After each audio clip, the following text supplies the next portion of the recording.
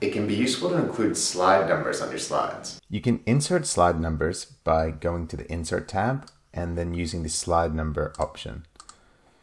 Here, we would just tick slide number and it will appear on the top right corner of our slide because that's where we set it in our master slides view. So we're going to apply that to all. And here we've got our slide number. Now these can look good in the bottom right corner, in the center of the bottom. It just depends on how you want to show it. If we want to change the position and make it larger, we'll just go to View, Slide Master, go to the main one, and move that down here. And we might crank up the size to there.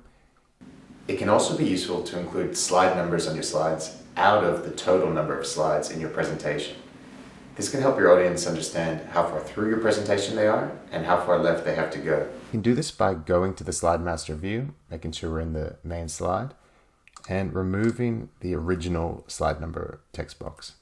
Then we just insert a new one,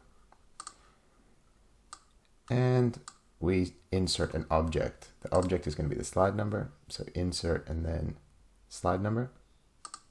That's a variable out of, and we're just using XX as a placeholder at the moment, but we're going to remember to go back and update that when we do have a definite number of slides. And that's going to now appear on all of our slides. We do need to go and remove the previous slide number that was there. So if we exit out of this, we still have that slide number that was there from before. So we'll go to Insert Slide Number, and we're going to untick that. So now we're left with our running total of what we're on out of how many we have.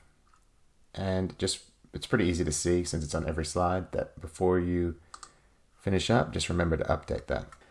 Unfortunately, PowerPoint doesn't provide a way to update that automatically, so this is the next best solution.